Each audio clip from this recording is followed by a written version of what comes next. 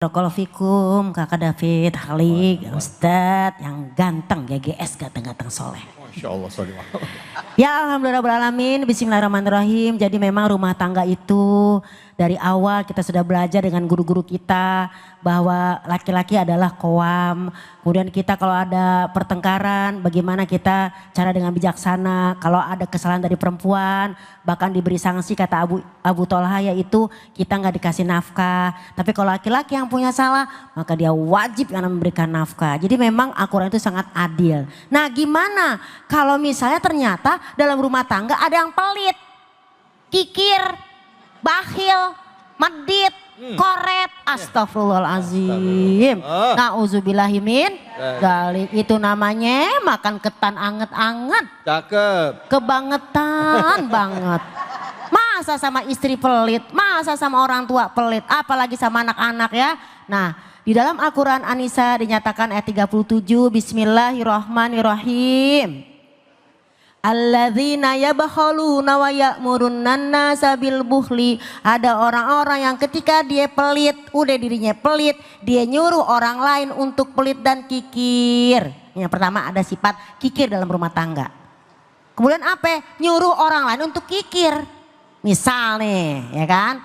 Kita mau dikasih nih uang belanja sama suami. Mertua ngomong gini, jangan. Atau kebalikannya, suami kita mau ngasih ke emaknya, kita sebagai istri, jangan. Nah itu kan emaknya ya, ini yang pertama. Dan yang kedua, kadang suka pada jual derita. Wayaktumuna ma'atahumullah. Mereka menyembunyikan karunia Allah yang diberikan kepadanya. Padahal dia punya, tapi gak mau ngomong-ngomong, takut dimintain. Takut banyak yang minjem. Soalnya kita gitu, kalau ketahuan kita punya duit banyak, punya harta banyak, minjem dong. Kagak balik-balik. Soalnya nih maaf nih ya, jangankan keluarga, jangankan temen. Nggak keluarga, nggak temen kalau minjem duit, minjemnya melas. Ngulanginnya males. Bener nggak pemirsa? Jadi ada kekurangan-kekurangan kita dalam rumah tangga. Kadang kita kikir, kadang kita pelit, bahkan nyuruh yang lain kikir dan menyembunyikan yang namanya karunia yang Allah kasih. Nah orang-orang seperti ini, wa'atadna lil kafirina azabam muhina. Orang-orang yang kufur seperti ini akan diberikan oleh Allah azab yang sangat pedih. Jadi dalam berumah tangga, ya balik lagi ke awal, suami harus ngasih nafkah. Harus. Uang belanja sehari-hari kudu. Uang belanja sehari-hari dengan uang skincare kita berbeda. Bilang sama abang kita, bang uang skincare mana bang? Kalau misalnya kita kasih skincare, waduh. Ntar muka kita jadi kering, kerontang. Gituin ya, ini. Kemudian ayat selanjutnya kita udah pelajari tadi bahwasanya kita juga harus baik kepada siapapun. Berumah tangga gak cuma suami istri. Keluarga suami adalah keluarga kita adalah keluarga suami. Jadi jangan yang kita berduaan doang. Kita berduaan doang, yang lain ngontrak. Repot itu. Jadi kalau kita ambil dari An-Nisa ayat 37, tidak ada penyakit yang paling berbahaya di dunia ini adalah kecuali penyakit kikir. Barang siapa yang menuruti kekikirannya, ada nih rumah tangga nih, mau tahu nggak? Bapak mau tahu nggak Pak? Ibu-ibu mau tahu nggak? Mau tahu aja apa mau tahu banget? Kepo.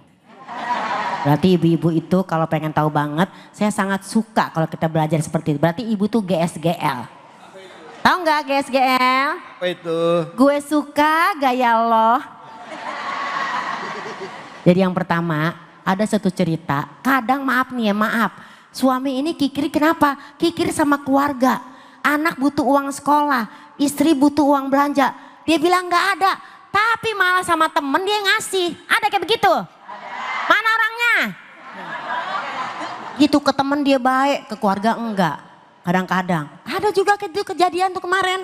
Seorang ibu konseling sama saya. Dia bilang apa? Anak saya belum bayar sekolah, belum ini. Tapi saya mintain uang SPP. Dia bilang gak ada. Tapi temennya minjem duit 2 juta buat modal. Dikasih Bu Lulung. Gimana itu? Bapak jangan kayak gitu ya Pak ya. Kesian orang tua kita, kesian anak-anak kita. Kenapa? Karena ibu-ibu ini sudah sangat hebat mengatur uang belanja. Dikasih uang 100.000 sama suami per hari kita belanja bisa masak opor ayam. Karena kan ayam udah 50.000 beli ya. Belum santannya, belum cabenya, belum minyak gorengnya. Cepet dapat opor ayam Pak. Kalau bapak ngasih uang belanja 50.000, sayur asam ikan asin. Kalau bapak ngasih cuma 25.000, tumis toge sama oncom.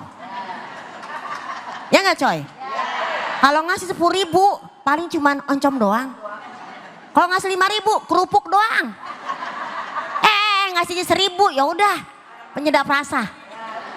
Biar berasa tuh nasi ya. Jadi untuk kita semua yang berumah tangga, yuk satu, niatkan ibadah kepada Allah. Kedua, jangan pelit-pelit. Barang siapa yang menahan karunia-Nya untuk keluarga, maka akan Allah tahan rezekinya untuk keluarga. Karena kalau kita ini bersilaturahmi dengan keluarga, satu, silaturahmi itu adalah al-ihsan, berbuat baik kata Ibnu Abbas. Yang kedua, ta'atuf, membantu semampunya. Yang ketiga, arifki, bersikap lemah lembut kepada keluarga. Yang keempat, ariayah, perhatian. Cing cui. Oh salah, itu mah di bandara ya. Gitu ya. Jadi dari Ibnu Abbas di sini kita laksanakan. Semoga kalau kita murah hati dengan keluarga, Allah juga akan murah hati memberikan kita rezeki. Allahumma kfini bihalalika an haramika wa gnini bifadlika amman siwak. Semoga Allah berikan kecukupan rezeki dalam rumah tangga kami ya Allah. Amin ya rabbal alamin. Bu. Ya. Pak. Ya. Simpulannya nggak boleh pelit sama keluar. Istri nggak boleh pelit sama orang tua, suami harus mau berbagi ya Bu ya. Bu, emang ada istri yang pelit sama mertuanya? Ada. Banyak.